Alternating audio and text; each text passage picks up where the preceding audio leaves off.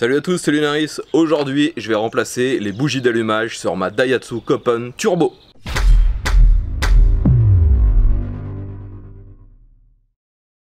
Donc les amis, dans cette période de confinement, je peux pas trop vous sortir bien sûr d'autres tests vu que je suis bloqué chez moi. Donc j'ai décidé de faire quelques tutos sur ce que je fais actuellement sur ma voiture. Donc la voiture que j'ai actuellement, je le rappelle, c'est une Daihatsu Copen, donc une K-Car, un moteur 4 cylindres en ligne turbo de 660 cm3. Et sur cette voiture, normalement, le remplacement des bougies d'allumage se fait tous les 60 000 km. Donc là, la voiture, elle a 52 000 km, donc je pourrais encore attendre vu qu'en plus au niveau de l'allumage il n'y a aucun problème, mais je m'étais procuré par avance il y a de ça quelques temps des bougies pour les remplacer. Et bien je vais faire ça tout de suite vu que j'ai rien d'autre à faire. Sur cette voiture, Daihatsu préconise deux références, une chez la marque Denso et une chez NGK. Donc moi j'ai décidé de remplacer par des Denso parce que tout simplement ce sont celles qui ont l'électrode la plus fine. Et logiquement plus l'électrode est fine, plus elle a un pouvoir d'auto-nettoyage vu que l'arc électrique se fait tout le temps au même endroit. Ces bougies sont relativement chères, elles coûtent environ 15 € pièce. Donc là bien sûr j'ai pris un pack de 4 vu qu'on est sur un 4 cylindres en ligne. Une question qui revient souvent sur les vidéos de remplacement de bougies, c'est justement comment choisir les bougies.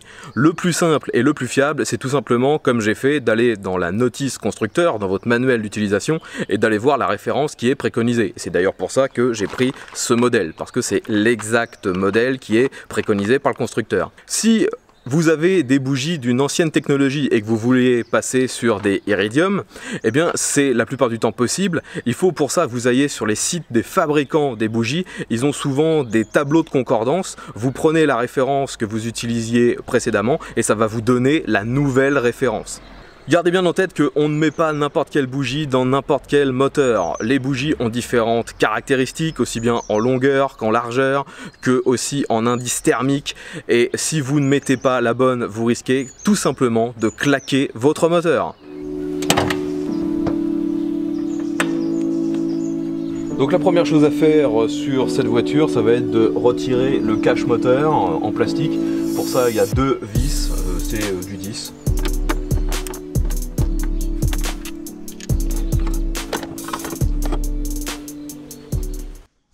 Alors ne vous étonnez pas si le cadre a changé, c'est tout simplement parce que j'avais eu un problème sur le premier fichier, donc je refilme ce que j'ai découvert lorsque j'ai enlevé le cache moteur. Donc le but c'est de pouvoir atteindre les bougies sont derrière chacune des bobines juste ici, et malheureusement vous pouvez voir qu'elles sont quasiment toutes inaccessibles à cause de ce tuyau ici qui est relié à plein de trucs d'air. Ici c'est la dome valve. Normalement ces deux pièces sont reliées, mais vous le verrez en fin de vidéo, j'ai pris l'initiative de retirer cette pièce. Mais donc il a fallu que je retire complètement ce truc en métal.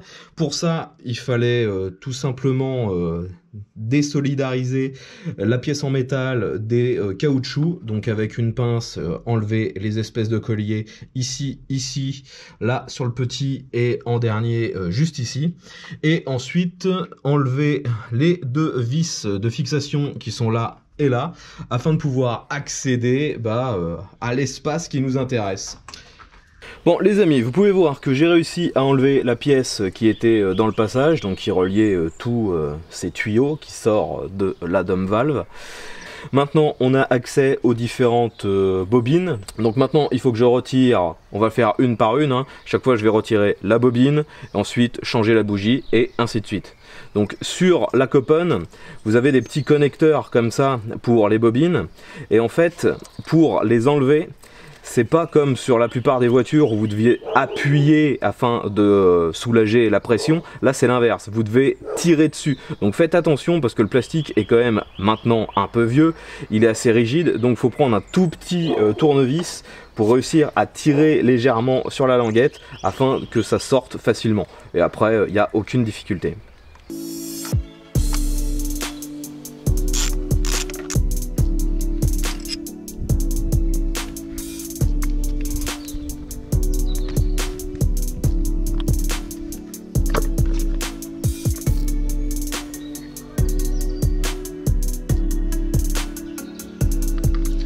je remets ma vis dans le pas de vis histoire de ne pas la perdre.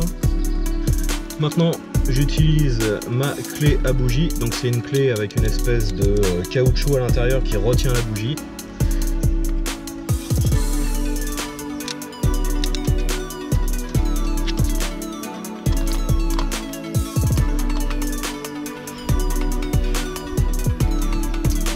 Et voilà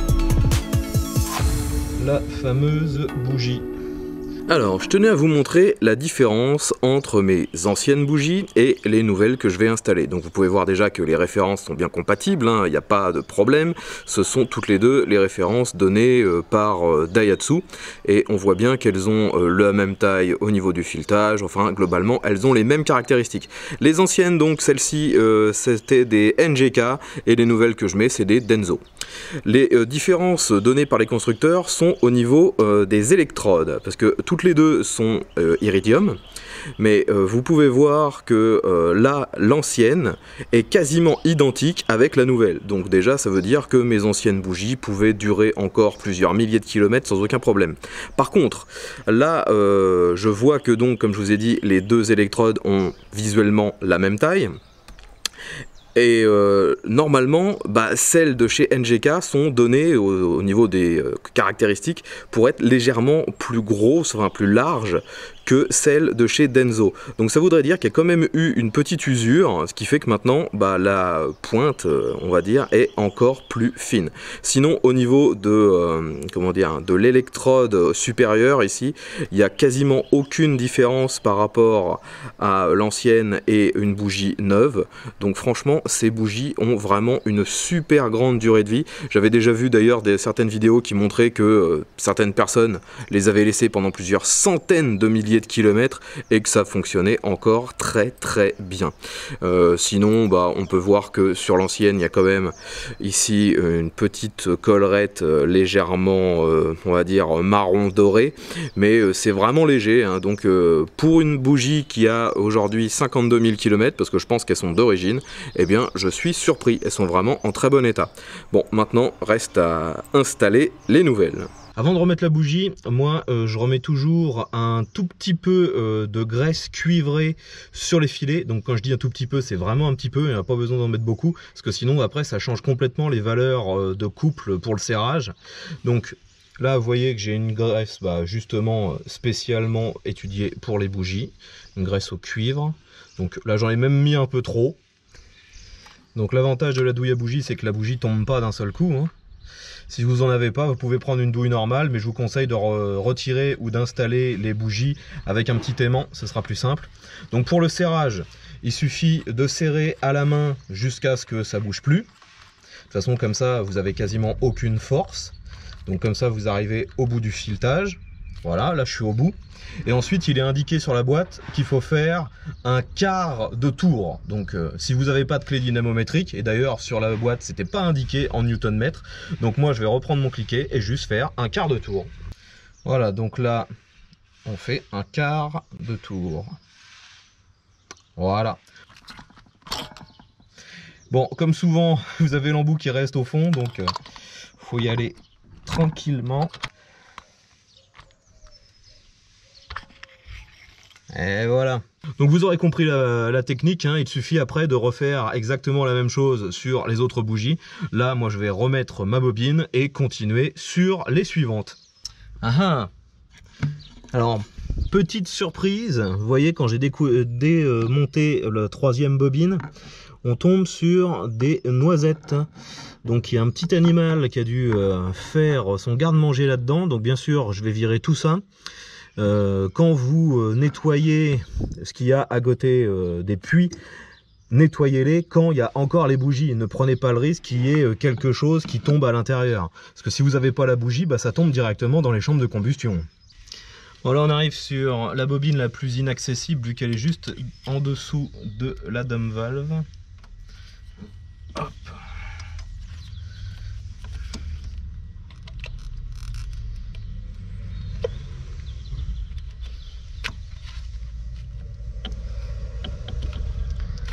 Voilà, vous voyez, en bougeant un peu, ça sort. Bon, bah les bougies sont changées, bobine remise, il me reste à réinstaller la pièce qui me gênait tout à l'heure, et on aura fini. Bon les amis, il faut que je remette cette pièce, et logiquement, celle-ci est reliée ici à la sortie de la dome valve, c'est-à-dire la surpression d'air lorsqu'on lâche l'accélérateur, elle arrive par là pour repartir normalement vers l'admission d'air. Je vais supprimer cette pièce afin que l'air sorte directement sous le capot et qu'on entende le fameux le bruit de décharge typique des moteurs turbo. Je l'avais déjà fait sur mon ancienne Copen, c'est une modification qui coûte rien et qui fonctionne bien. Par contre, il faut que je bouche ici l'arrivée d'air pour pas qu'il y ait de saloperie qui rentre dedans, donc j'ai un petit bouchon. Hop, donc maintenant c'est bouché. Je vais supprimer ce coude.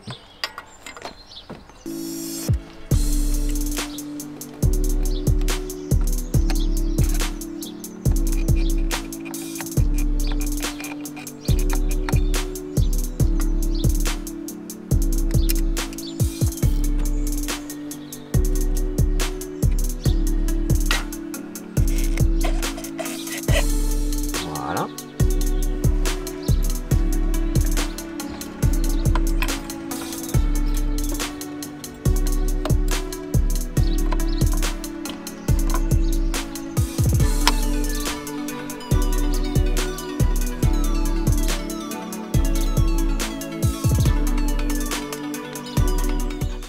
Bon les amis, c'est le moment de vérité, j'ai fini de tout réinstaller, j'ai enlevé la petite durite que je vous ai montré pour que ça fasse le petit la petite décharge que j'aime bien. Allez, on démarre, on va voir tout de suite si ça fonctionne.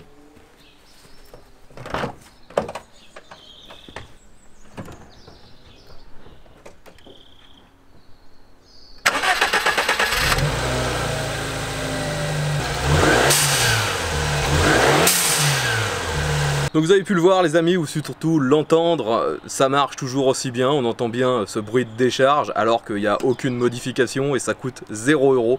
Ça c'est vraiment impeccable sur cette voiture.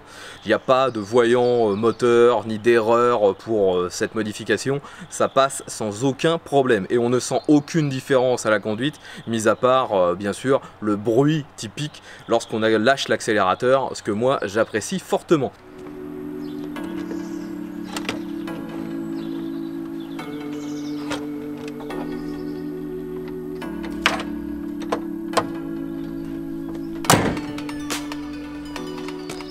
Donc au final vous avez pu voir que le remplacement des bougies sur cette Daihatsu Copen Turbo ça n'a rien de très compliqué. Par contre c'est clair que l'accessibilité, vu que tout est très compacté dans la baie moteur, et c'est pas ce qu'il y a de plus simple. Il a quand même fallu que j'enlève 2 ou 3 trucs, rien de très compliqué, mais c'est vrai que pour un néophyte complet ça peut surprendre et ça peut faire peur de devoir enlever des durites, tout ce genre de trucs. Ensuite une fois qu'on a fini, la grande question qu'on se pose souvent c'est que faire de ces anciennes bougies? Eh bien je dirais qu'il y a deux cas de figure. Soit vos bougies étaient vraiment complètement mortes, quand vous les découvrez vous voyez qu'elles sont dans un état pas possible et là vous les emmenez dans un centre de retraitement style déchetterie, soit comme moi vous voyez qu'elles sont encore plutôt en bon état et donc je vous conseille de les conserver. Elles pourraient éventuellement vous resservir si jamais vous aviez une mésaventure sur vos bougies, si on a une qui venait à lâcher, ça pourrait toujours vous servir vu que c'est exactement la bonne référence pour votre voiture et que ça fonctionne encore. Alors, ça évite le gâchis. Donc voilà, c'est tout pour aujourd'hui. Faut bien s'occuper pendant le confinement. J'espère que cette vidéo vous aura intéressé. Si c'est le cas, comme d'habitude, un petit pouce vers le haut et pensez à la partager sur les réseaux sociaux. Si vous avez des commentaires à faire sur ce que j'ai fait ou des questions, n'hésitez pas à mettre ça dans l'espace commentaires. Et on se retrouve très bientôt pour une nouvelle vidéo, peut-être concernant cette Daihatsu ou autre chose. Allez, V à tous!